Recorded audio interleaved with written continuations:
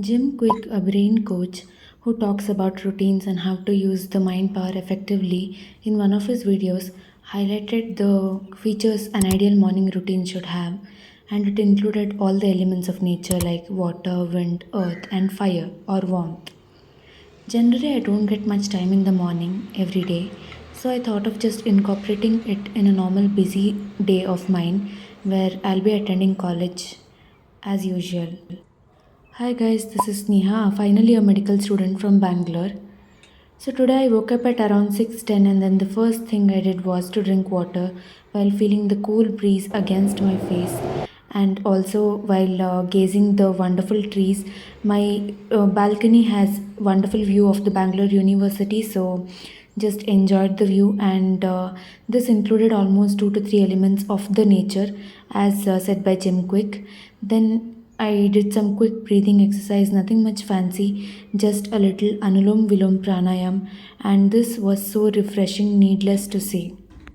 It was quite therapeutic and relaxing, but then I reminded that I have to attend my college today, so just quickly packed my bag and while choosing the dress, just reminded me of my school days when we didn't have to choose the dresses and we just had to wear a single uniform, and that was in a way much better.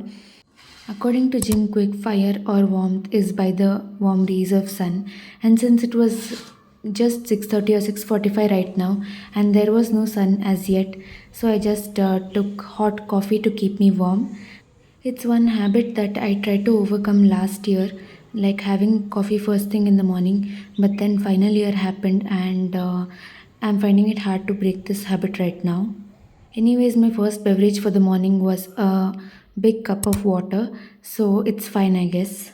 According to Jim Quick, morning routine includes many other things like recalling your dreams, making the bed, meditating, taking the brain tea, which is not essentially a tea but a concoction made of various herbs, doing some intense workout for at least 2 minutes in the morning, taking a cold shower, and journaling, to name a few.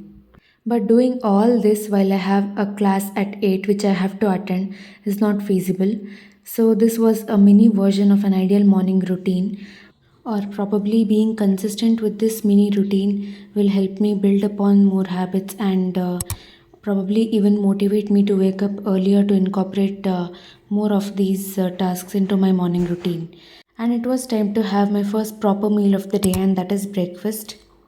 Even though I usually wake up at around the same time every day, today I felt that I had more time for myself in the morning. Maybe that's what a good morning routine does to you. Makes you more efficient in managing your time that you already have at hand. Or probably was it just a placebo effect?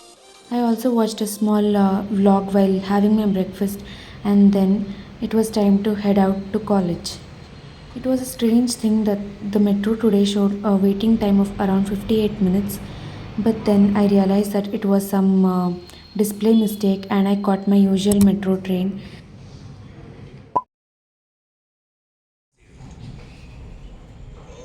It's 6 o'clock right now and I'm back from college.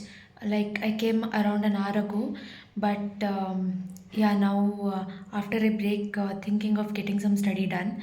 In the morning, we had one class of OBG, and later the medicine class was cancelled. In postings as well, the class was cancelled today, so we didn't have anything. In the meanwhile, just watched a movie. And then in the afternoon, we actually learned something. We learned the basics of ECG and the interpretation of the ECG waves, like not entirely, but just the basics, rate, rhythm, and the axis of the ECG waves.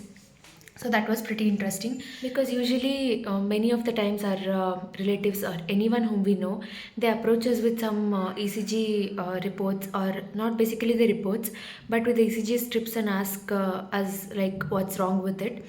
And most of us, find it difficult to read an ECG. So there was an value added course, like this entire week we have the value added course on ECG, where we'll be taught the basics of ECG interpretation and the major pathologies. So that's sounds quite interesting. So yesterday and today, two classes of ECG are done. It was quite simple, maybe because it was just the basics, and we are supposed to know that from physiology. And yeah, it was just a revision of that. But the axis and all, it's the new thing. It was not taught in physiology. So yeah. it was interesting. We also had a short exercise on calculating the rate, rhythm, axis of given ECG. So now I'm going to study the same topic of ECG because as our HOD, medicine HOD said that ECG is something that it just can't be memorized, or it just can't be passively learned. It needs some active learning process, and hence we need to practice it. We need to revise the basics. That's what I'm going to do now. Probably I'm going to watch one or two more lectures of ECG and just revise the basics.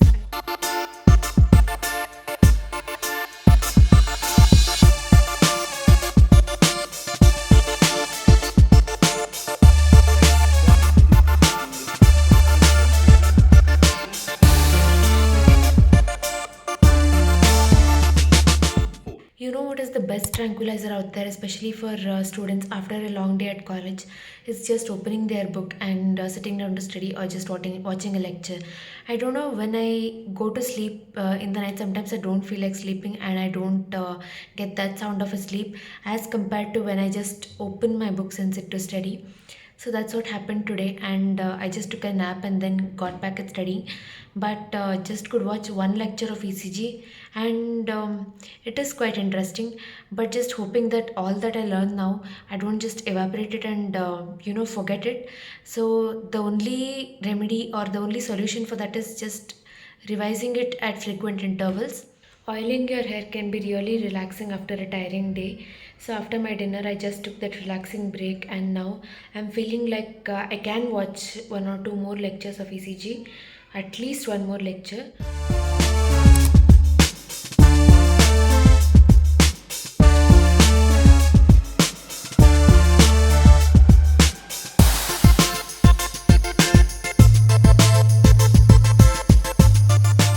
I'm done watching two videos of ECG. I was thinking that I'll watch three videos today, but it's not only about being able to watch the videos, it's also about the eye strain it does by watching the videos. So my screen time will increase today if I watch another video, and I don't want that.